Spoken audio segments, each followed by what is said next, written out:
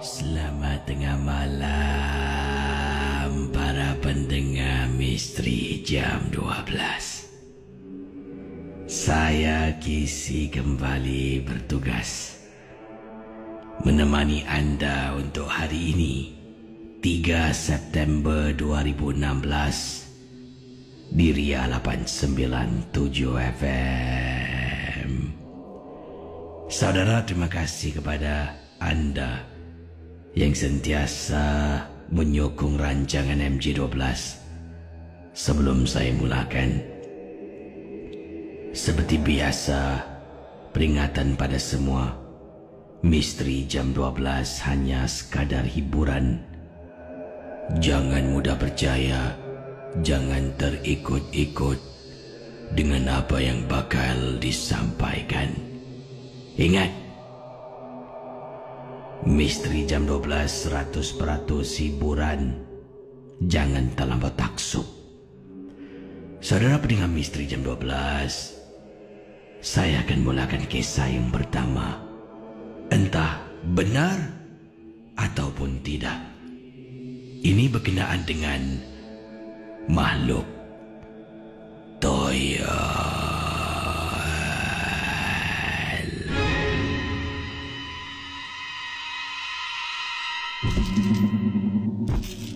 Ria 897 MM. Misteri jam 12. Kalau berani dalam, kalau takut jangan.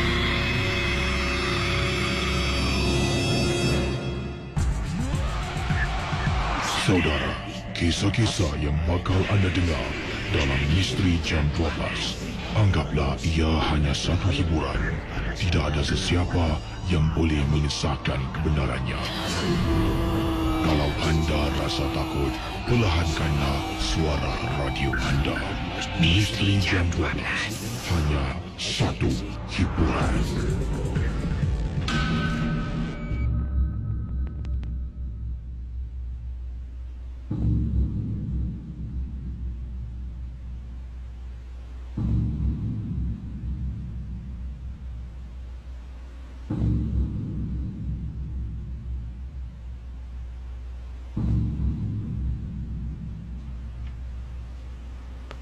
Pendengar Ria 897, kisah yang pertama ingin saya bacakan. Pengalaman ini berlaku bukan di Singapura, tapi ini kisah kejadian yang dikirimkan datangnya daripada Mulyana. Apa kabar semua? Nama saya Mulyana. Saya ingin berkongsi satu kejadian. Ini berlaku di rumah saya. Saya adalah peminat rancangan misteri jam 12. Mendengar rancangan ini dari rumah saya di Batu Aji. Mungkin Kesi pernah ke sini, ke Batam, Indonesia. Saya menetap di Batu Aji. Ini mengenai wang di dalam rumah yang sering hilang pada waktu itu. Sebagai manusia memang tidak lari kita daripada menuduh orang-orang yang ada di sekeliling kita. Dalam rumah itu ada aku ataupun ada saya, istri, ibu, adikku, seorang anak. Jadi kami tinggal sekeluarga dalam satu rumah. Bila wang mula hilang, tertanya-tanya pada mulanya dan mula bersangka buruk. Aku hanya boleh fikirkan pada waktu itu, ini mungkin perbuatan adik kandungku yang mencuri duit ataupun mencuri uang, katanya di sini Mulyana. Kita mula selisih faham, mula menuduh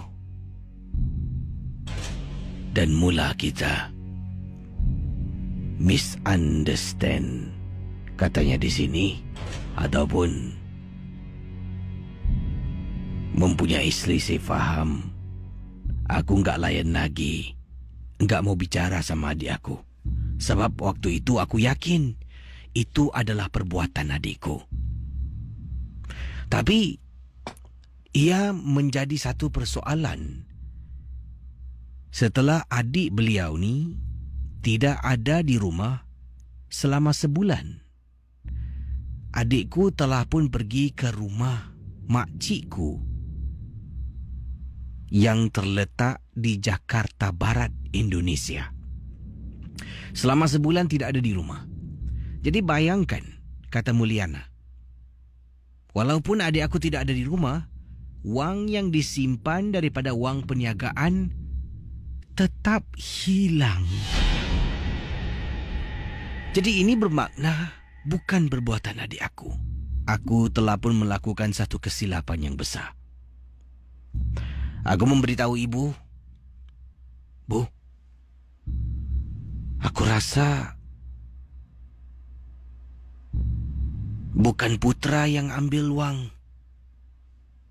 Jadi ibu aku bertanya, kok sebelum ini kamu mati-matian tuduh si Putra? Kenapa sekarang berubah fikiran? Enggak, Bu. Ini Putra enggak ada di rumah sebulan. Tapi wang aku tetap masih hilang, kata Mulyana kepada ibunya. Akhirnya ibuku bersuara, kamu patut jumpa seseorang. Ya, mungkin bukan manusia yang ambil, mungkin benda lain. Jadi akhirnya aku mendapat bantuan.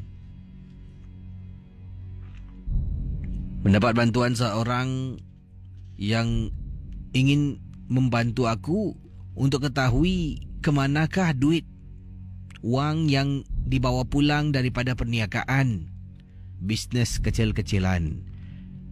Ya, wangnya enggak banyak. Tapi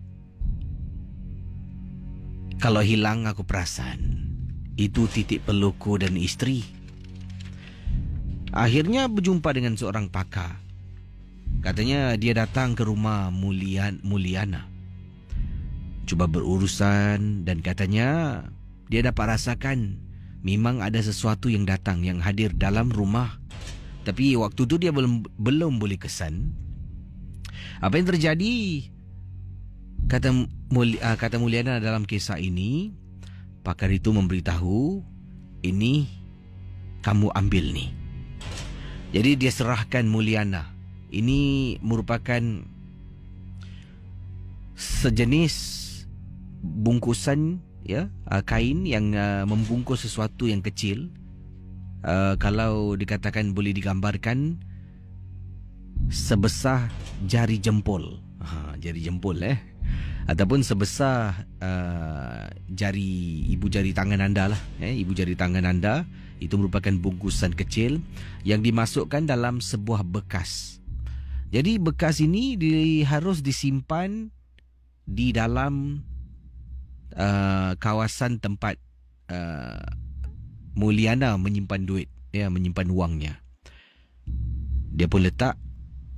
Selepas letak malam pertama, malam kedua, ketiga, keempat, tidak ada apa-apa kehilangan yang berlaku. Kemudian masuk malam yang ketujuh, seminggu selepas itu, Mulyana kata, Casey, waktu itu aku sedang tidur bersama dengan isteri. Tiba-tiba aku dengar pada malam itu seperti seseorang sedang minta tolong.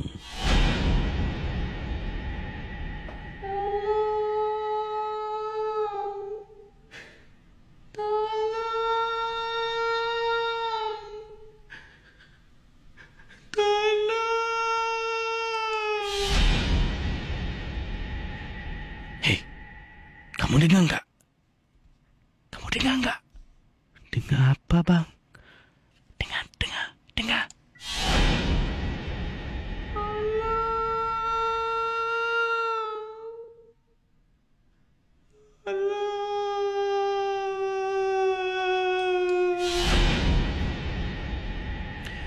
Kata Mulyana dalam kisah ini, beliau dengan isteri, dia terbangun dahulu, terdengar bunyi suara seseorang minta tolong. Beritahu isteri, istrinya tak dapat dengar. Tapi setelah dia cuba suruh istrinya dengar beberapa kali, baru istrinya dengar dengan jelas. Jadi tempat simpan duit bukan dalam kamar tidur yang sama. Ya, dia ada simpan duit ni ada dekat ruang kamar yang kecil, di mana situ tempat simpan pakaian, dan situ juga ada almari yang disimpan wang-wang perniagaan, dan bilik kecil itu sentiasa ditutup lah, dikunci. Jadi bila sampai, dia pun membuka pintu kamar tersebut. Alangkah terkejutnya apabila aku tarik saja pintu, kelihatan seperti ada anak kecil yang sedang berdiri menegak sambil tubuhnya tu menyandar kepada dinding yang ada di dalam kamar tersebut. Jadi dia nampak anak kecil, anak kecil tu sedang nyandar. Dan kemudian katanya Mulyana, beliau ni bertanyalah, "Wahai anak kecil, apa tujuan kamu datang rumah aku?" Dia diam. Tolong lepaskan aku, tolong lepaskan aku. Aku enggak punya masa. Nanti tuanku marah. Katanya, "Apa urusan kamu datang?" dan berkali-kali tanya. Akhirnya dia beritahu, "Tuan aku suruh kemari untuk ambil ini." Dia tunjukkan wang yang ada dalam laci. Dia tunjukkan nak kena ambil. Tapi sekarang dia tak boleh keluar sebabnya dah terperangkap dengan tangkal yang diletakkan di dalam laci. Jadi dia kata minta tolong. Kalau dia enggak pulang sebelum waktu azan subuh, tuannya akan marah dan sesuatu akan berlaku pada dirinya. Katanya, tolong, bantuin aku, lepaskan aku. Ya, siapa yang nak lepaskan? Kata Mulyana. Wang aku sudah banyak dia curi. Sudah banyak dia lolos. Jadi aku enggak mau lepaskan dia. Aku terus langsung pergi ke dapur mengambil air. Kemudian air itu aku baca surah yang disuruh oleh pakar perubatan. Tuang pada tangan, kemudian renjis kepada makhluk. Kelihatan seperti anak kecil. Dia terpekik menangis. Isteri aku pada waktu itu tidak ada bersama denganku sebab aku tidak benarkan dia untuk masuk ke dalam kamar yang mana tempat kami simpan wang. Benda tu menangis kemudian terus menjadi asap, kepulan asap dan hilang begitu saja di hadapan mataku. Pendengar Ria 897 kata Mulyana, ya, kalau nak diceritakan memang susah. Fikirkan ini seperti cerita-cerita fantasi. Ya, tapi ini yang benar-benar berlaku. Aku lihat anak kecil itu tiba-tiba bertukar seolah-olah menjadi seperti kepulan asap dan hilang di dalam kamar tidurku. Kemudian keesokan hari, beliau memberitahu pakar perubatan dan memberitahu barulah tahu punca sebenar duit ataupun wang yang sering hilang dalam rumah. Perbuatan seseorang yang menghantar toyol untuk curi dari Mulyana. Misteri Jam 12. Kisah-kisah yang anda dengar dalam rancangan nombor 1 radio Misteri Jam 12 hanyalah sekadar satu hiburan sahaja. Jangan mudah percaya, jangan terikut-ikut dengan apa yang dikedengarkan. Yang pasti, rancangan Misteri Jam 12 hanya sekadar hiburan. Para pendengar Misteri Jam 12, saya nak bacakan kisah berikut ini. Ini berkenaan dengan satu kejadian yang aneh berlaku. Ini berlaku agak lama dahululah. Katanya di sini Satu kejadian yang menakutkan ini berlaku kepada diri saya dan juga adik saya. Ini kiriman daripada Nur Melati, dan beliau ni sebenarnya telah pun ditegur oleh pada itu waktu itu nenek saya menegur saya dengan adik. Sebab ni kita suka bermain sembunyi-sembunyi tak kira waktu.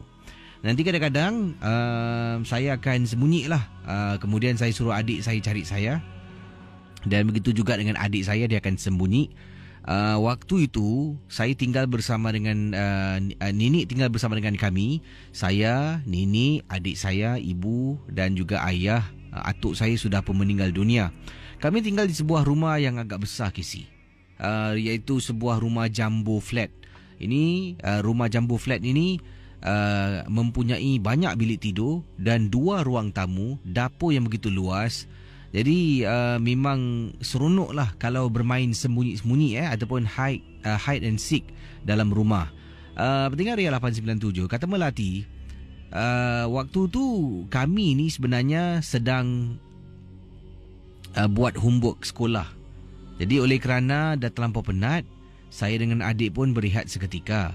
Kemudian adik pun tanyalah, "Kak, jom kak, main sembunyi." Kata adik saya. Saya kata okeylah. Adik pergi sembunyi dulu, kakak cari.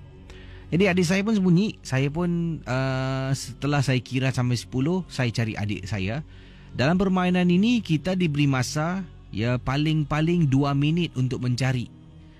Kalau dalam 2 minit tak dapat jumpa, kita akan katakan okey keluar, dah give up.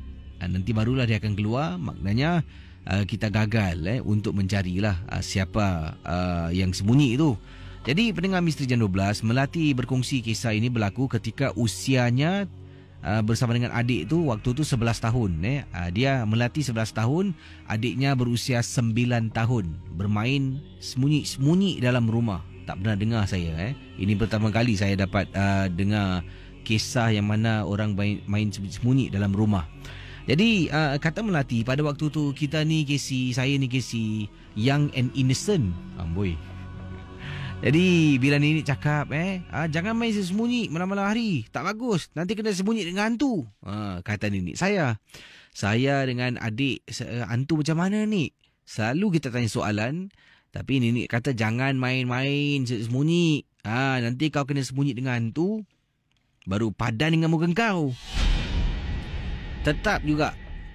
Tetap tak indahkan apa yang nenek cakap. Tetap kita bermain sembunyi-sembunyi dalam rumah. Pendengar Ria 897 FM, anda bayangkan, sampaikan pada satu waktu tu adik saya lah, setelah giliran saya sembunyi, adik saya pula, dia pun sembunyi. Saya pun carilah adik saya. "Adik, dekat mana? Kakak dekat sampai." Tapi tak jumpa adik saya. Cari daripada 2 minit, masuk 3 minit, masuk 5 minit, masuk 10 minit. Adik saya tidak saya jumpa dalam rumah kami, Casey. Bayangkan. Kemudian waktu tu nenek baru selesai solat maghrib. Nenek keluar dengan telekung. Ibu dengan ayah saya tidak ada di rumah. Mereka ada urusan keluar buat seketika. Nenek keluar dengan telekung dan nenek marah. "Melati, dah pukul berapa ni tak tu nak solat maghrib?" kata nenek. Kemudian saya terdiam. Dalam hati, tolonglah nenek, janganlah tanya mana adik. Ya nek, saya ambil wuduk. Keluar daripada tandas dengan tangan, dahi, wajah, kaki semua basah kerana mengambil wuduk. Tiba-tiba nenek saya bertanya soalan. Melati, adik kau mana? Irwan.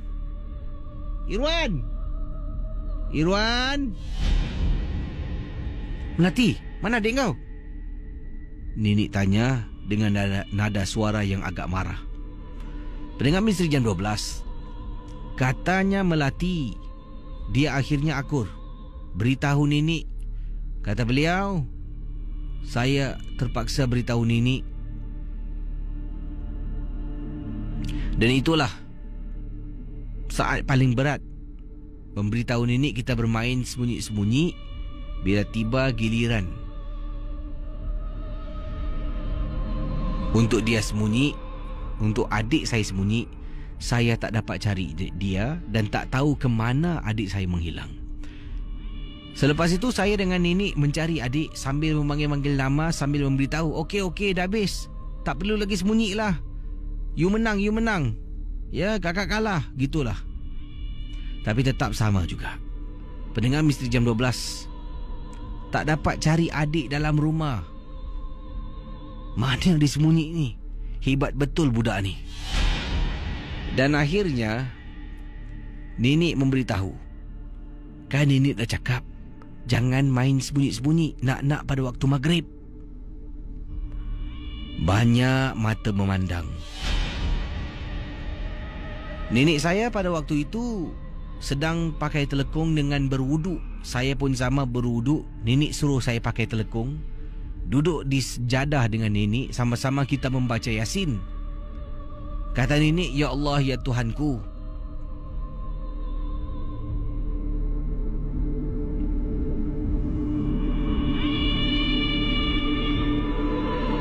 nenek berdoa supaya cucunya dikembalikan.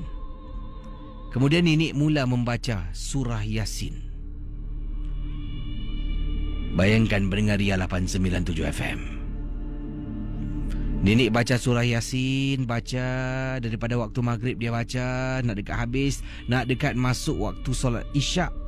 Tiba-tiba adik saya, Casey, kedengaran dia sedang menangis pada malam itu. Nik, dengar tak? Irwan. Pendengar Misteri Jam 12. Adik saya sembunyi bawah katil di bilik ibu dengan abah saya.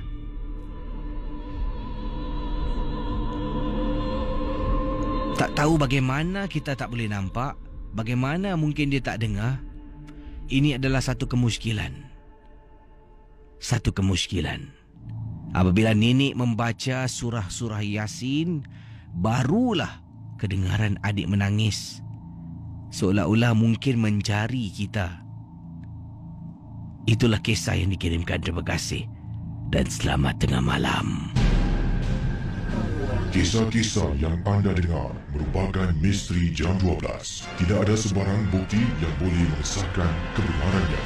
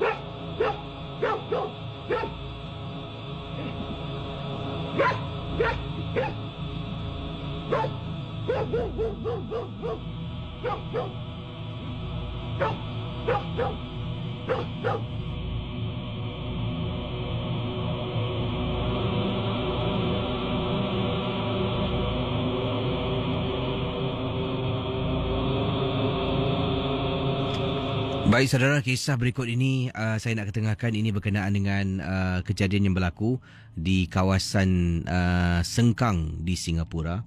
Jadi kiriman daripada Nurwandi. Waktu tu saya ni sebenarnya baru balik kerja. Jam 1 pagi saya dah letak motosikal di tempat letak kereta bertingkat.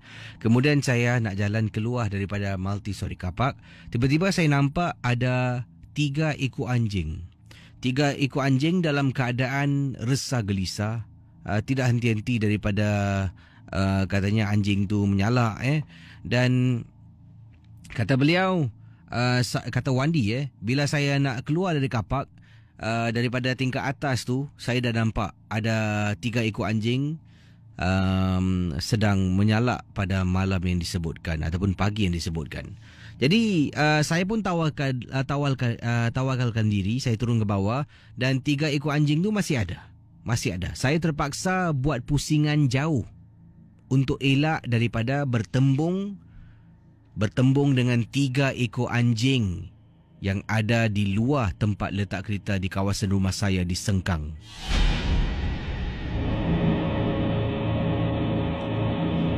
Jadi kata Wandi, apabila saya dah pusing jalan jauh, saya rasa selamat.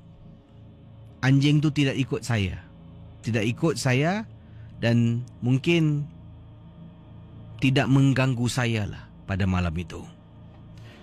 Saya pun naik ke atas dan bila sampai rumah teringat pula yang saya lupa sesuatu dalam kotak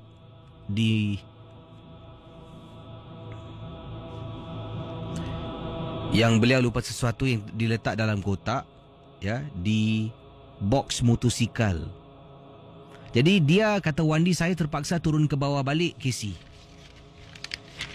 Turun ke bawah pergi ke kapak untuk ambil barang saya yang saya lupa. Sedang saya berjalan ni menuju ke arah kapak, 3 ekor anjing tu masih ada di sana. Akan tetapi saya terkejut sebenarnya. Terkejut dan terperanjat apabila 3 ekor anjing yang sedang buat bising pada pagi itu ke arah satu sudut yang mana di situ saya ternampak dengan jelas ada perempuan dengan rambut panjang baju putih dekat multi-story kapak di estate perumahan saya di kawasan Sengkang. Nampak sangat-sangat ada baju putih. Baju putih ni kain labuh seolah-olah macam susuk tubuh manusia. Anjing tu sedang tak henti-henti bersuara ke arah wanita itu. Dan bila saya tengok sekali, tengok lain, 2 kali saya pandang, susuk tubuh wanita yang nampak dari jauh tu hilang. Selepas wanita tu hilang dari pandangan, 3 ekor anjing ni pun katanya berlalu pergi. Saya ambil barang dan saya tutup box, saya keluar. Bila jalan dan lalu tempat yang sama, saya tak akan dapat lupakan. Tidak akan dapat lupakan. Sebabnya, kata bila lalu dekat situ, setelah ambil barang dari motosikal, boleh bau harum dan bau wangi. Bau harum orang pakai minyak wangi memang tidak meremang. Tapi saya tahu ini adalah bau sesuatu yang menakutkan. Terima kasih dan selamat tengah malam. Misteri Jam 12. Kisah-kisah yang anda dengar dalam rancangan nombor 1 radio Misteri Jam 12 hanyalah sekadar satu hiburan sahaja. Jangan mudah percaya, jangan terikut-ikut dengan apa yang dikedengarkan. Yang pasti, rancangan Misteri Jam 12 hanya sekadar hiburan.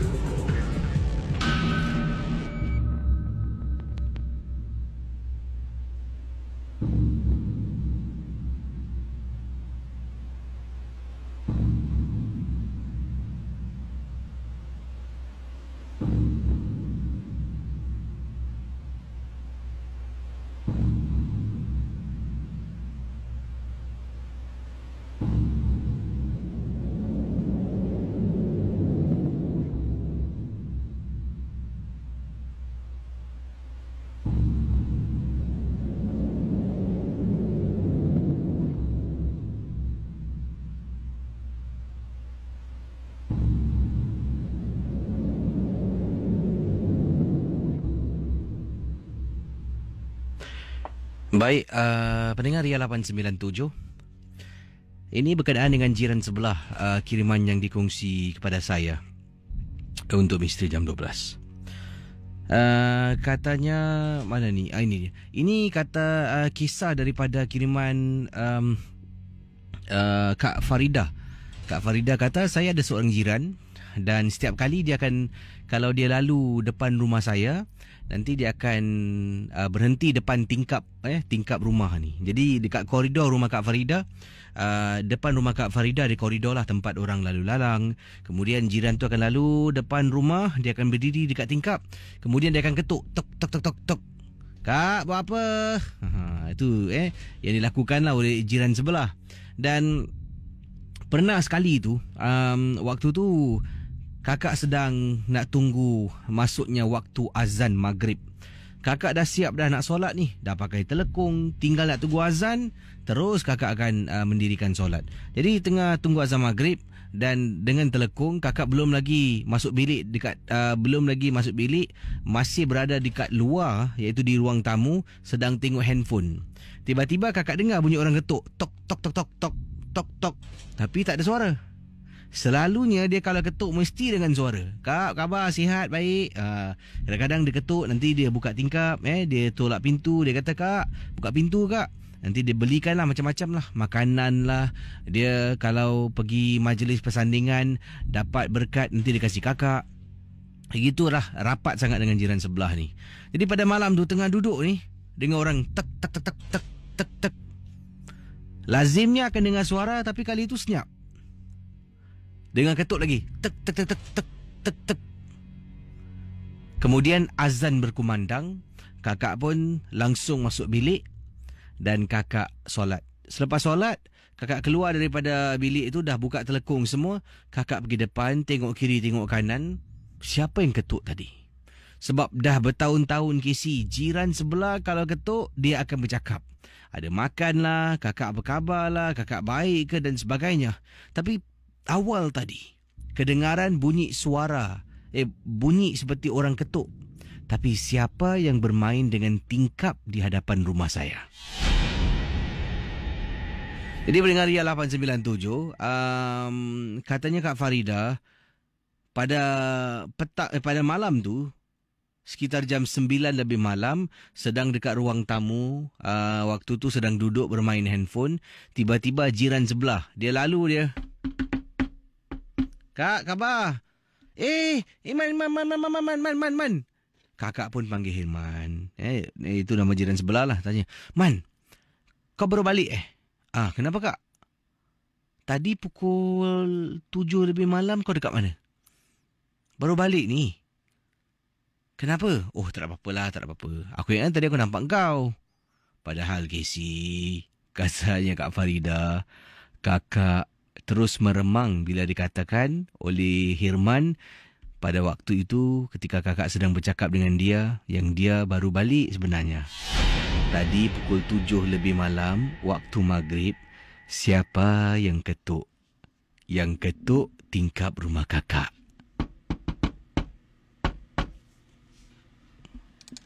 Misteri Jam 12. Kisah-kisah yang anda dengar dalam rancangan nombor 1 radio Misteri Jam 12 hanyalah sekadar satu hiburan sahaja. Jangan mudah percaya, jangan terikut-ikut dengan apa yang dikedengarkan. Yang pasti, rancangan Misteri Jam 12 hanya sekadar hiburan.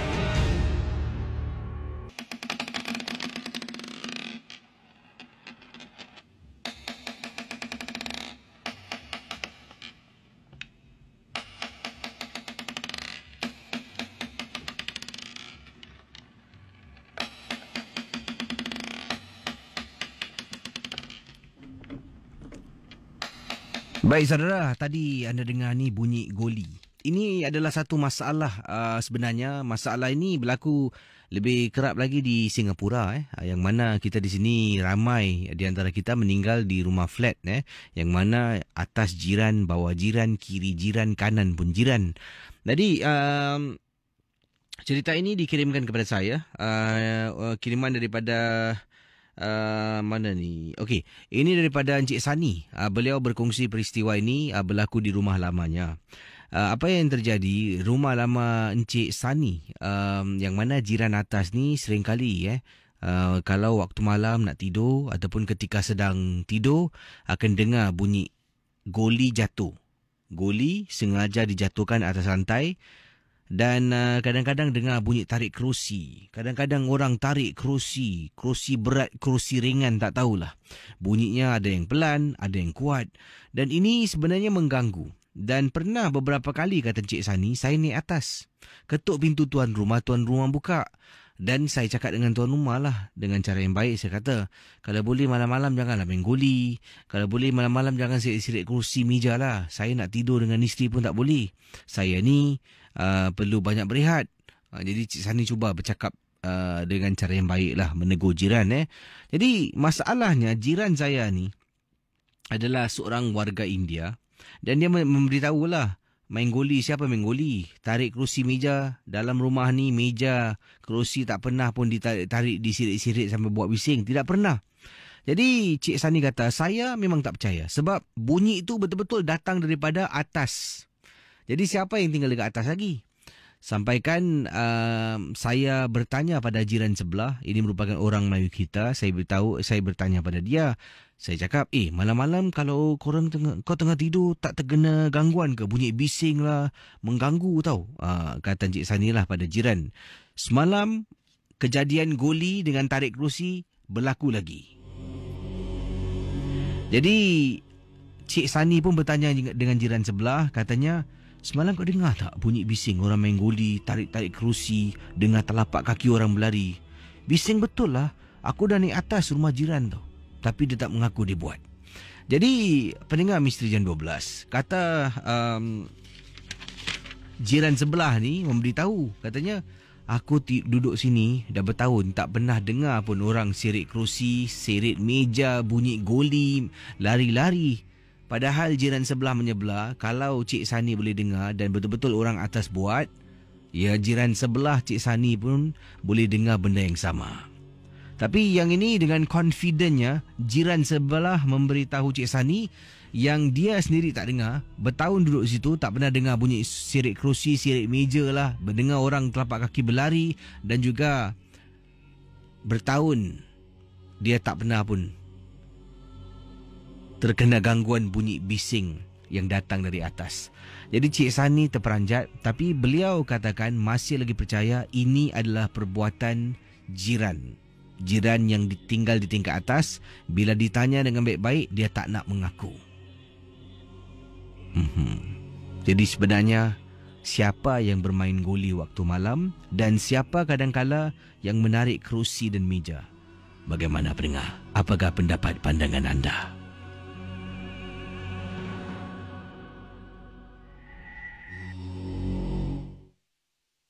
Misteri Jam 12. Kisah-kisah yang anda dengar dalam rancangan nombor 1 radio Misteri Jam 12 hanyalah sekadar satu hiburan sahaja. Jangan mudah percaya, jangan terikut-ikut dengan apa yang dikedengarkan. Yang pasti, rancangan Misteri Jam 12 hanya sekadar hiburan.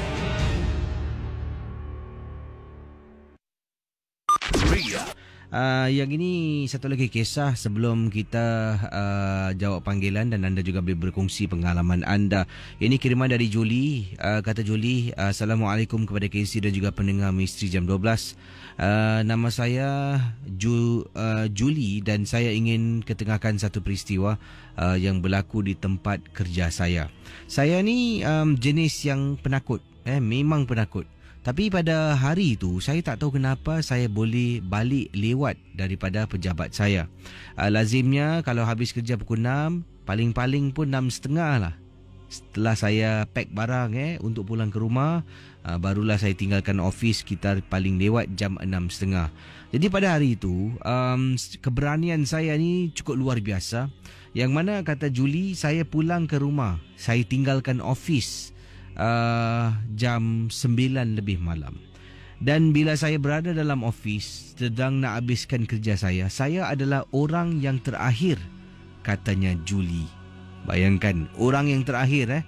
Jadi tengah duduk buat kerja nak kasi habis, satu orang keluar, dua orang kawan balik, dia balik, sampaikan akhirnya Julie seorang saja yang ada dalam ofis beliau. Dan inilah kisah yang ingin disampaikan kepada anda dalam rancangan Misteri Jam 12.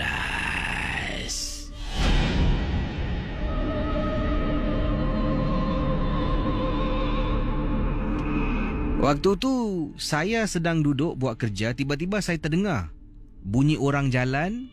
Saya toleh belakang, saya ternampak aunty cleaner Casey. Seorang aunty ni berbangsa Cina lah. Dia pekerja pembersih. Jadi saya ternampak dia sedang pegang tong sampah. Kemudian saya toleh, bila terperasan saya kata, aunty. Wah, aunty pun belum balik lagi ya. Lambat balik macam saya aunty ya. Jadi saya pun okeylah, tak layan. Aunty tu pun buat kerja, mungkin sedang nak angkat sampah, nak kumpulkan sampah nak buang. Tapi sekarang masalahnya, bila saya dah tegur aunty tu pun memang dia jenis yang memang tak akan berbual dengan kita. Dia orangnya serius. Dia buat kerja gedebak-gedebuk. Bila waktu makan, dia akan berehat dekat bawah, dia akan minum makan, kemudian dia sambung kerja balik. Jadi pada malam tu saya nampak aunty tu, saya terperanjat lah. Jadi rasa macam okeylah, bukan seorang dalam office. Aunty tu pun sedang nak bersihkan sampah, nak kumpul sampah-sampah. Apa yang berlaku, kata beliau di sini, saya pun teruskan untuk buat kerja. Kemudian salah seorang daripada rakan sepejabat saya message, katanya, kau dah balik belum? Saya kata belum balik lagi. Dan kemudian dia minta tolong saya, aku tadi lupa nak shut down PC aku, kau boleh tolong shut down kan tak? Jadi saya pun kata okeylah. Saya bangun dan kemudian berjalan menuju ke arah PC teman saya. Dalam perjalanan, teman saya pun bertanya lah, belum balik lagi, pukul berapa kau nak balik? Tak apalah, aku sini pun bukan seorang, aku dengan aunty. Saya katakan pada teman saya lah, saya message. Kemudian dia tak cakap, aunty, tanda tanya, 3 kali tanda tanya, aunty. Yalah, aunty cleaner yang selalu bersihkan office ni, kata saya pada dia. Kemudian dia belum balik-balik lagi? Question mark lagi, kawan saya tanya. Tak, dia masih tengah nak bersihkan. Tu dekat ujung, kata saya pada kawan melalui kiriman message. Kemudian apa yang berlaku? Jap, kata kawan saya, JAP, jap yang ditulis ini, iaitu sekejap lah, ringkas ini pun shorthand juga ni, jap. Jadi kemudian dia datang balik. Kesi nak tahu apa? Dia datang balik, dia message saya gambar obituary. Obituary ni adalah muka surat di mana mengumumkan kematian seseorang. Dalam gambar obituary tu ada gambar aunty cleaner. Melalui salah sebuah surat khabar tempatan, dia terpandang, dia membaca surat khabar ni, dia terpandang wajah aunty cleaner. Kemudian dia hantar gambar. Katanya, aku rasa ni aunty ni tahu, sebab aku pun dah lama tak nampak dia. Kata kawan. Saya toleh cari aunty, kiri kanan tengok dekat office. Wanita Cina tua tu entah hilang bagaimana. Saya tak puas hati, tapi tetap rasa takut. Saya pun bungkus barang-barang semua, nak balik rumah. Keesokan harinya datang kerja. Kemudian saya tanya kepada rakan-rakan yang lain. Semua sebulat suara mengatakan aunty dah pun meninggal dunia. Jadi memang tepat. Keratan akhbar yang teman saya petik tu tunjukkan saya, itu adalah aunty yang dikatakan telah pun meninggal dunia. Misteri Jam 12. Kisah-kisah yang anda dengar dalam rancangan nombor 1 radio Misteri Jam 12 hanyalah sekadar satu hiburan sahaja. Jangan mudah percaya, jangan terikut-ikut dengan apa yang dikedengarkan. Yang pasti, rancangan Misteri Jam 12 hanya sekadar hiburan. Baik saudara, boleh hubungi saya sekarang 669 1189 Ini kiriman daripada Hasna, katanya, KC, kalau saya dalam keadaan situasi teman awal tadi tu dalam office nampak aunty, dia boleh tegur lagi Oh aunty belum balik ah. Tiba-tiba kawan message gambar obituary aunty yang dah meninggal dunia. Hailah, saya rasa saya dekat situ juga join the party KC. Saya pun boleh pingsan sampai meninggal. Wah, dahsyat awak ni. Dia pingsan sampai meninggal. Okey, yang ini kiriman KC. Saya juga pernah terkena situasi yang sama.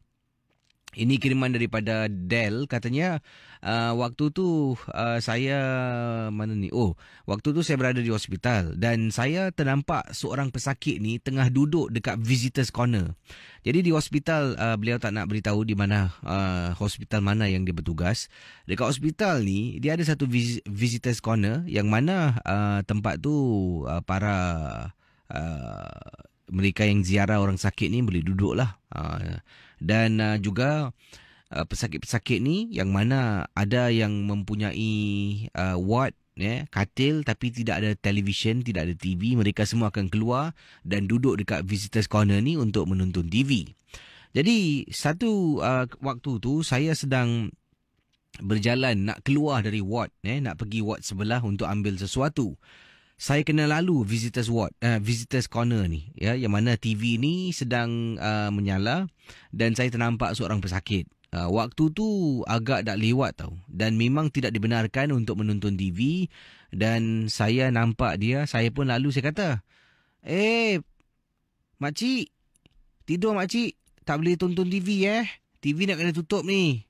Kemudian saya lalulah pergi ward sebelah untuk ambil sesuatu, kata beliau. Patah balik tengok makcik tu dah tak ada. TV tu dimatikan. Jadi apa yang berlaku, saya pun pergilah letak barang dekat kaunter. Kemudian saya cari makcik tu. Dia pun dah baring, dah balik ke atas katil, sedang tidur nyenyak di katilnya. Okeylah. Jadi makcik awal tadi dah duduk balik. Tapi kali kedua saya nak patah balik, nak ambil lagi barang sebab terlupa sesuatu. Saya keluar jalan. Kali ini TV tu mati, tidak dihidupkan, tapi saya nampak makcik yang sama tengah duduk dekat kawasan visitors corner.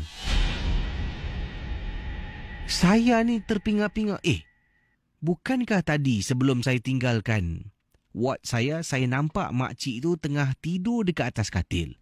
Tiba-tiba bila jalan keluar, ternampak makcik yang sama sedang duduk dekat visitors corner dalam gelap. Saya jalan, ambil barang, patah balik. Seperti biasa makcik tu tak ada. Dan saya pun tak nak bertanya, tak nak menegur. Takut-takut kalau kita tegur, dia ikut kita balik, KC. Misteri Jam 12. Kisah-kisah yang anda dengar dalam rancangan nombor 1 radio Misteri Jam 12 hanyalah sekadar satu hiburan sahaja. Jangan mudah percaya. Jangan terikut-ikut dengan apa yang diketengahkan. Yang pasti, rancangan Misteri Jam 12 hanya sekadar hiburan.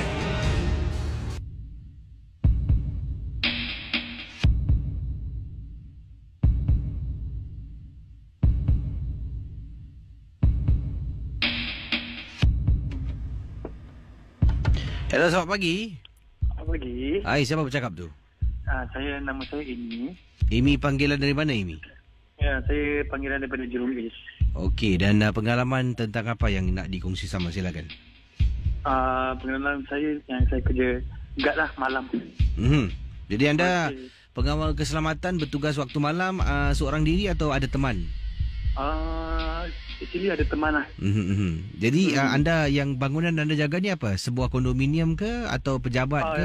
Dia sebagai pejabat. Pejabat lah. Jadi waktu anda kejadian berlaku waktu malam? Waktu malam ya saya. Office tu memang tak ada orang? Itu memang saya, kiranya saya malam ada pergi blocking lah kiranya petrol. Seorang diri. Okey. Tapi bila Pak petrol tu dia 25 tingkat. Oh, tinggi tu. Yang tinggi je saya. Jadi saya seorang diri. Jadi setiap tingkat mesti clocking? Mesti clocking setiap tingkat. Okey. 25 tingkat sampai ke bawah lah. Jadi anda naik lift satu tingkat, tap naik lagi satu. Okey. Silakan. Jadinya pergi ke tingkat tingkat yang penghabisan tingkat atas sekali. Jadinya saya clocking satu-satulah sampai ke bawah lah, sampai ke basement 3. Jadinya bila pak saya clocking tu ke atas tu, jadinya saya seorang diri. Memang office tu sampai pukul 6 petang memang tak ada orang pun. Semua orang dah balik lah kiranya.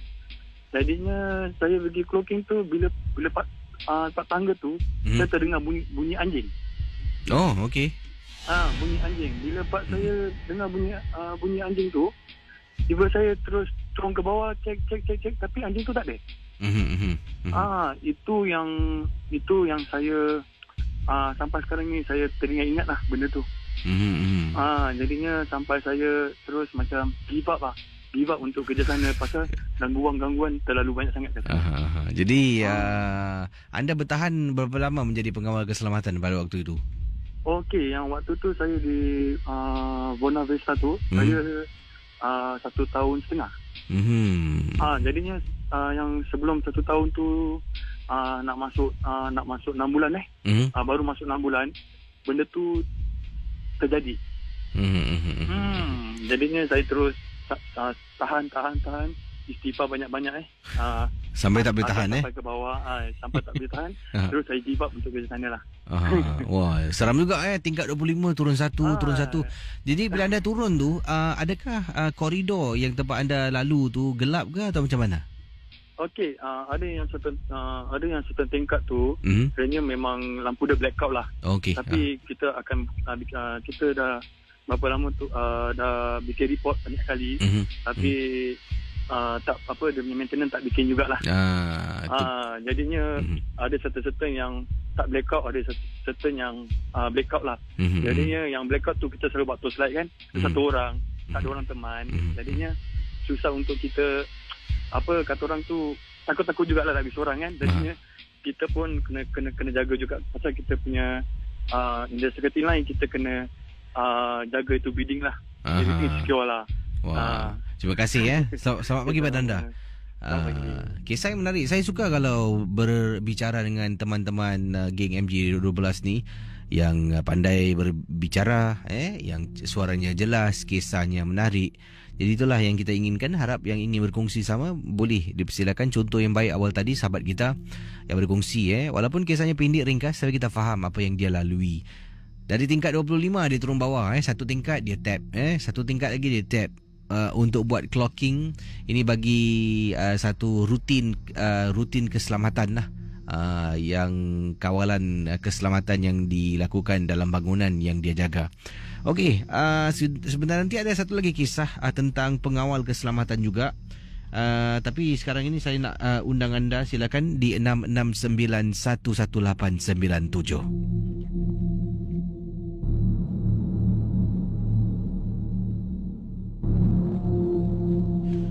Okey, kita ke hujung talian. Siapa kegerangan? Hello, selamat pagi. Hello. Hai, selamat pagi. Siapa tu? Ya, nama saya Muhammad. Panggilan dari mana, Muhammad? Ni saya daripada Johor Baru. Silakan, pengalaman tentang apa ni? Silakan. Ya, saya nak bercerita tentang kisah tentang saya dari Singapura nak ke Johor, ke kawasan Batu Pahat. Okey. Lepas tu waktu saya berjalan tu, saya daripada highway tu nak masuk ke Batu Pahat. So apabila saya masuk ke exit tu Batu Pahat tu, saya terus masuk dia ke simpang mau menuju ke tempat tujuan saya tu lah. Jadi apabila jalan tu kita terpaksa jalan masuk ke tuju ke Felda, kawasan Felda. Tapi waktu jalan perjalanan tu saya bawa kereta tu, saya ada bukakan CD Rukia kan, dalam perjalanan malam. Waktu tu malam. Jadi waktu malam tu bila Rukia tu sedang dimainkan tu, tiba-tiba bacaan Rukia tu kita dengar cayu sekali. Jadi isteri saya kat sebelah tu tap lah kaki saya kan, tepuk kaki saya kan.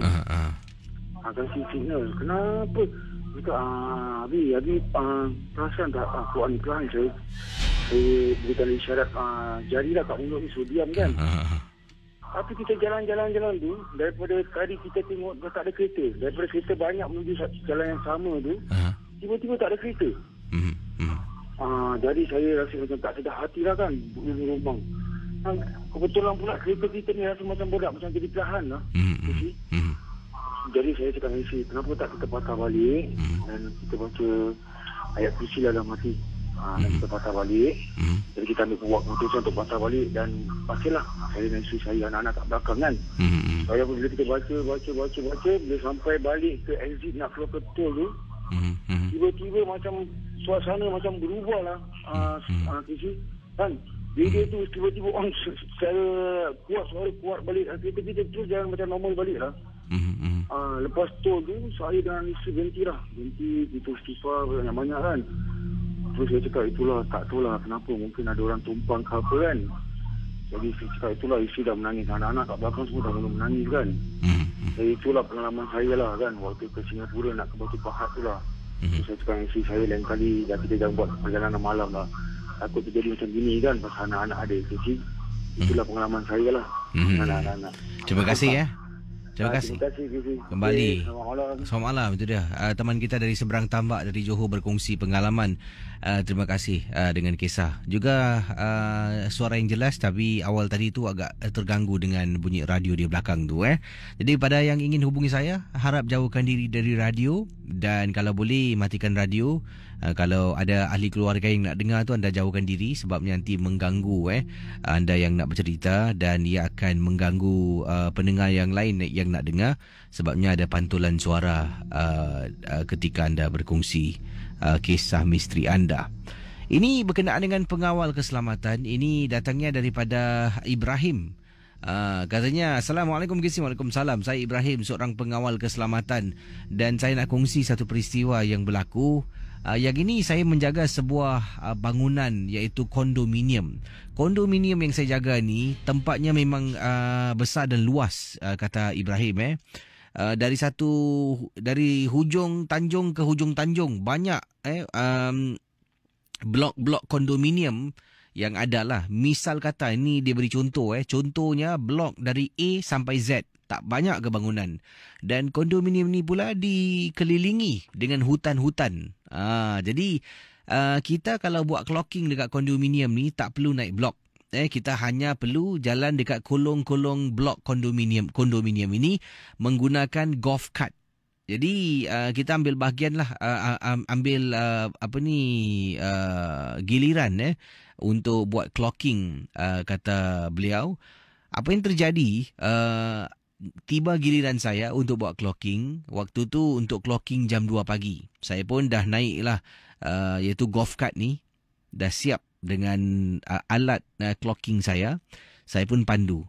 Tengah pandu perlahan-lahan, dari jauh saya nampak ada seorang wanita tau. Dia dalam keadaan mungkin tidak begitu sihat lah. Jalan terbungkuk-bungkuk. Jadi saya niat di hati memang kita ni digalakkan kalau nampak wanita hamil, nampak orang yang susah payah tengah angkat barang, jalan nak balik ke rumah, kalau kita dalam golf cart ni kita boleh tolong dan boleh tumpangkan beliau sampailah ke rumahnya. Jadi dari jauh saya nampak waktu tu jam 2 pagi seorang wanita ni lah dalam keadaan yang kurang sihat, jalan terbungkuk ni. Jadi saya pun apa yang berlaku, saya pun di tepi saya ni ada beg, saya nak angkat beg ni lah. Saya hentikan sekejap golf cart tu, angkat beg, letak tepi. Saya pandu depan, tiba-tiba saya perasan wanita yang saya nak tolong tu tengok kiri, tengok kanan, mana pula perempuan ni pergi? Sebabnya kalau wanita ni turun ke bawah, ia adalah bukit. Bukit. Jadi kalau jalan terus, memang saya boleh nampak. Dan kalau dia ke kiri, ia adalah bukit juga untuk naik ke atas. Jadi ke mana wanita ni pergi? Tak apa. Saya pandu katanya golf cart saya ni dan sampai dekat kolong blok yang pertama lah. Blok kondominium, blok A. Saya pun tap tit untuk buat clocking. Tengah pandu lagi, tiba-tiba dekat depan. Mustahil wanita yang jalan dalam keadaan yang tidak begitu sihat, boleh jalan begitu laju, sampaikan dia berada di hadapan saya, nak dekat sampai blok yang kedua iaitu blok B. Dah rasa tak sedap hati dan tahu ada seseorang ataupun sesuatu yang nak cuba bermain-main dengan saya. Jadi saya pun keluarkan handphone, putarkan CD ataupun putarkan bacaan surah-surah suci, kata beliau. Sambil tu saya pandu golf cart tu agak lebih perlahan dari biasa. Itulah pengalaman yang diceritakan. Terima kasih dan selamat tengah malam. Kisah-kisah yang anda dengar merupakan misteri jam 12. Tidak ada sebarang bukti yang boleh mengesahkan kebenarannya.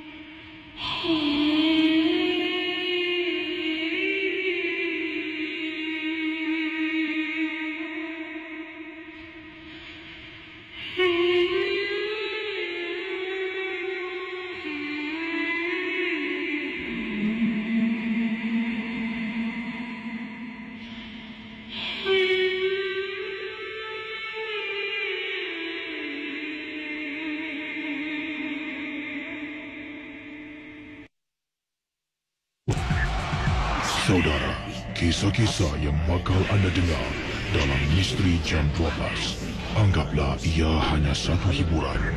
Tidak ada sesiapa yang boleh mengesahkan kebenarannya. Kalau anda rasa takut, perlahankanlah suara radio anda. Misteri Jam 12, hanya satu hiburan.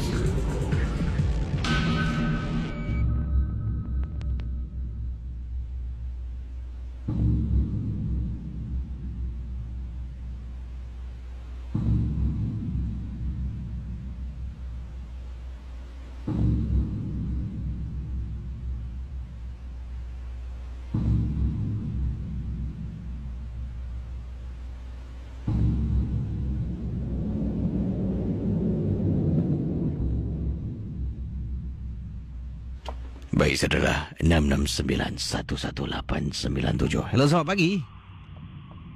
Hello. Selamat pagi, Casey. Selamat pagi. Siapa bercakap ni? Ya, Assalamualaikum warahmatullahi wabarakatuh. Waalaikumsalam. Silakan. Kisah apa tentang... Alhamdulillah, lama tak dengar suara Casey. Ini saya ada story nak cakap, Casey. Silakan. Ini hayat Casey sangat-sangat terbesar sekali kalau kita baca. Kemana saja kita ada, hanya Allah Ta'ala yang menjaga diri kita sendiri.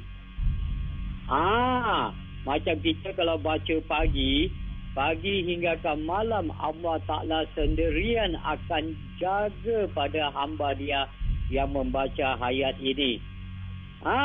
Kita insya-Allah tidak ada gentar siapapun. Kalau kita baca malam sampai pagi, Allah Ta'ala akan jaga pada hamba dia siapa yang membaca ayat ini yang sangat terbesar sekali. Hanya Allah Ta'ala yang menjaga kita. Betul, Casey. Saya tidak ada cakap bohong, Casey. Walaupun jin ke, apret ke, siapa ke tak berani nak sentuh nak menakut-nakutkan dengan kita, mereka akan lari jauh daripada kita. Saya ingat ini dulu saya ada cerita dengan PC lah, dah lama. Berkenaan saya jaga di satu kondominium. Kawan-kawan saya semua takut nak tidur di atas. Di tempat mana itu tempat recreation, tempat recreation club. Sana kalau kita relax KC, sangat-sangat bagus sekali. Kita ada remote control, kita boleh adjust itu itu aircon sendiri, nak sedikit sejuk ke, nak sederhana sejuk ke, nak sejuk lagi ke, kita berehat lah. Tapi KC, tempat dia memang bahaya KC. Dia akan balik KC, akan balik tengah malam. Kita boleh kedengaran bunyi tapak kaki dia naik tangga KC. Dia naik tangga tap. Itu yang bikin kita terkejut. Tapi siapa yang membaca, saya membaca hayat itu yang sangat terbesar sekali. Saya tidak ada gentar dengan dia. Walaupun dia balik, dia masuk dalam itu bilik itu pun, saya tidak ada gentar dengan dia. Habis belakang bunyi dia buka pintu. Saya terdengar bunyi pintu. Saya tak ada rasa terkejut. Saya biarkan dia. Biar dia masuk.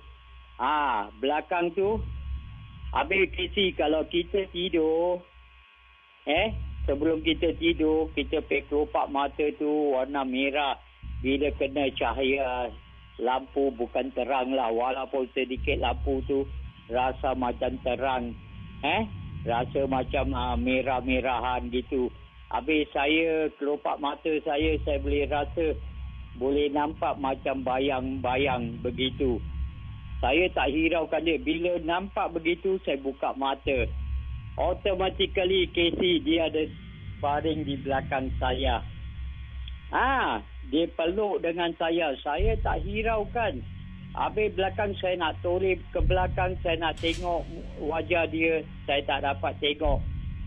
Saya raba tangan dia berbulu KC. Tangan dia berbulu. Ini bukan hayalan, ini bukan dalam mimpi KC. Ini adalah yang benar. Habis saya siku dengan kaki tangan kiri saya. Saya kata, engkau pergi daripada sini. Engkau jangan duduk, engkau jangan baring dan tidur bersama aku. Engkau ada makhluk dunia lain. Engkau tak sama dengan aku. Dia tak nak lalu. Tapi dia tak mencederakan saya, tak menakut-nakutkan saya. Sekali saya satu saja KC. Apapun kita bang sekuat-kuat KC. Bila saya bang, Allahu Akbar. KC, satu saat aja KC. Terus dia raib lah KC. Belakang saya toleh ke belakang, saya tengok, dia dah hilang. Terus saya jalankan relax saya untuk 2 jam. Ganti-gantilah saya dan kawan saya. Belakang tu terus saya jalankan, saya tidur. Belakang bila saya bangun, kawan saya, teman saya tu, lagi satu security nama dia Saleh. Bang, dah bangun? Ya, saya dah bangun. Terus saya pakai seluar balik, pakai uniform saya. Saya ada t-shirt dalam. Dan lagi satu seluar pun saya ada. Bila saya kau kerja, bila berehat, saya tak tidur dengan uniform. Belakang saya turun bawah, saya tak cerita pun dengan diorang apa pun. Sampaikan hari ini, hanya dengan DJ KC aja saya beritahu. Ini betul KC, saya tidak ada cakap bohong KC. Kerana Allah. Itulah saya sangat-sangat bersyukur kepada Allah Ta'ala. Dia yang maha menjaga pada diri saya. Amin, amin, amin. Ya Rabbal Alamin. Alhamdulillah. Sangat-sangat terbesar Allah Ta'ala yang menjaga pada diri saya. Amin ya rabbal alamin. Casey sama juga. Bila bertugas saya ke lokasi ini hayat pada Casey, insya-Allah Casey dalam bilik kotin Casey tak ada sedikit pun di ujung kuku tak ada siapa yang berani kacau dengan Casey, mengganggu dengan Casey. InsyaAllah Casey, saya tidak ada cakap bohong. Ini kalau Pak Radin dengar pun, Pak Radin setuju apa yang saya beritahu pada diri Casey. Betul Casey, sangat terbesar sekali Casey.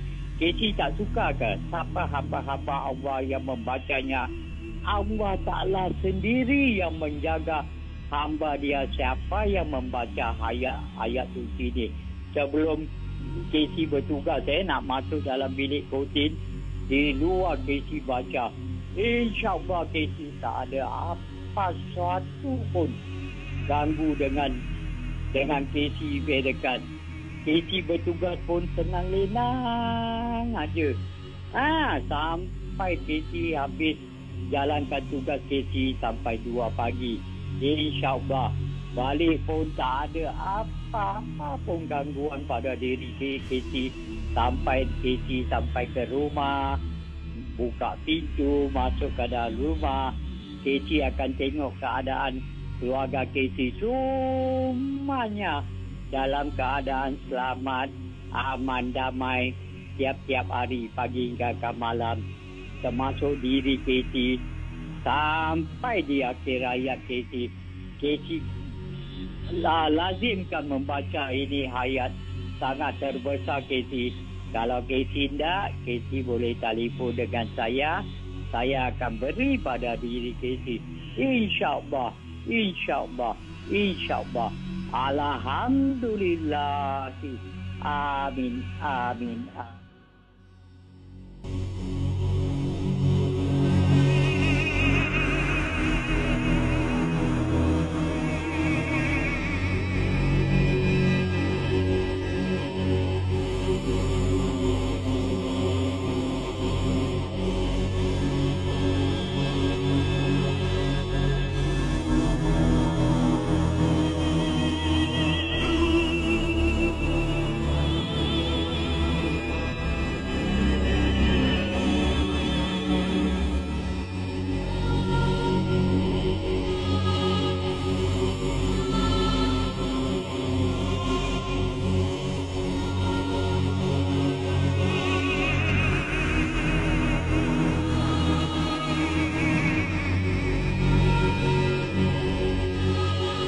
Okey saudara, kisah yang ini saya nak bacakan daripada kiriman teman kita, pendengar kita.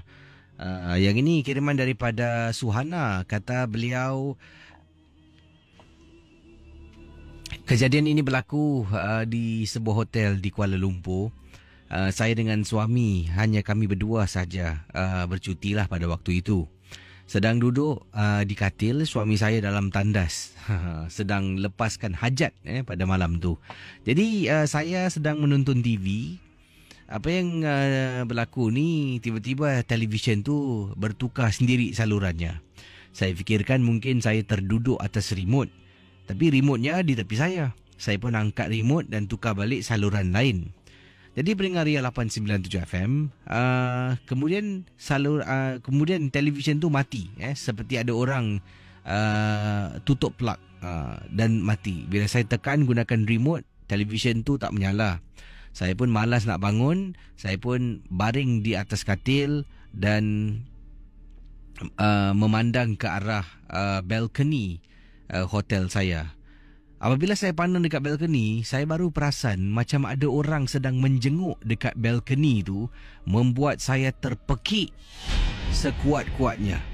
Suami saya pun lari keluar daripada tandas. Nasib baik dah habis. Katanya dia keluar dari tandas dan dia tanya pada saya, kenapa? Lalu saya tunjuk dekat balkoni dengan nada suara menangis ketakutan. Suami tanya, kenapa? Bang, ada orang bang dekat sana. Jadi bila suami ke balkoni, suami tolak pintu balkoni. Memang tidak ada sesiapa di luar, tapi saya nampak dengan jelas Casey, menakutkan sangat-sangat. Bayangkan saya terlihat seperti kelibat seorang manusia dalam keadaan membongkok dengan rambutnya panjang menutup bahagian wajah. Dan nampak kepala dengan rambut hitam panjang sedang tengok dekat celah langsir melalui balkoni yang ada di luar hotel kami.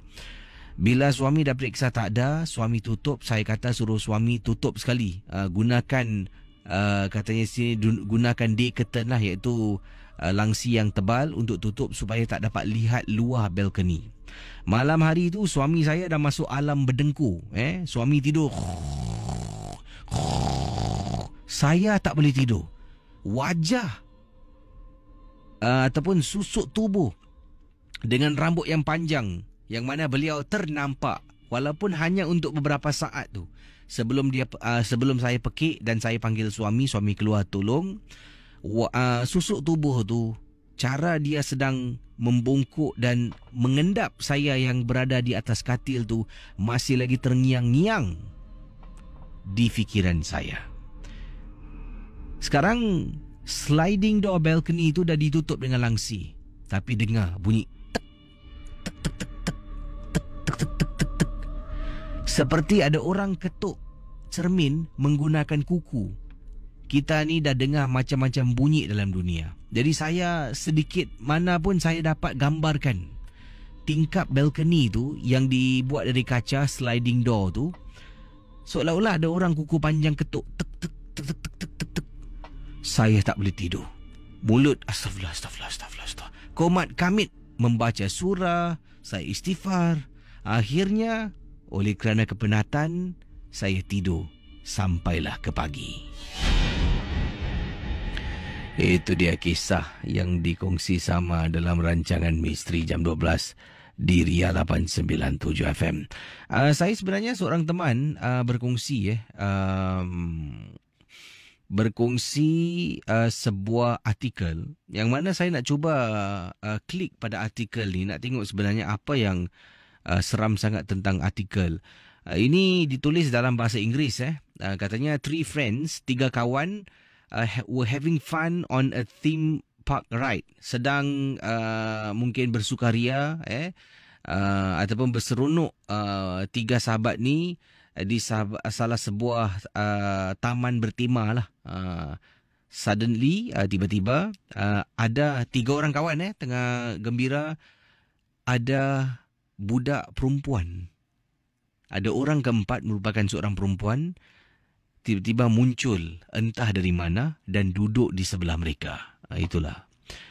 Saya cuba klik pada mana ni berita ni, tapi nampaknya tak boleh buka. Kenapa agaknya? Saya cuba tengok kalau boleh cara yang lain saya boleh masuk. Bagus jugalah. Okey, nampaknya saya tak boleh lihat. Kenapa tak boleh buka pun tak tahu kenapa. Mungkin kalau saya boleh berjaya, mungkin hari Isnin saya akan berkongsi kisah inilah. Sebab ni pun dah masuk hari Sabtu. MJ12 pun dah akan direhatkan untuk hujung minggu ini.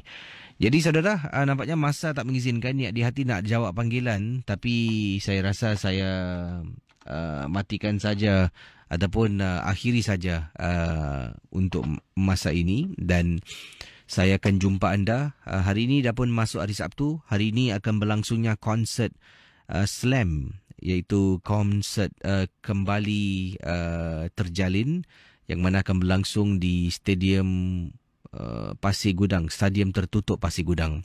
Saya akan berada di sana mewakili stesen Radio Ria, merupakan stesen radio rasmi bagi konsert Slam, yang mana konsert ini juga dibawakan kepada anda oleh DMS 360. Ini sebuah syarikat yang dah pun mempunyai rangkaian stokis-stokis yang begitu ramai. Jadi terima kasih pada Datuk Seri daripada DMS 360 yang juga telah pun sama-sama dengan Impact Music menjadikan Ria sebagai stesen radio rasmi untuk konsert Slam kembali terjalin 2 dekad.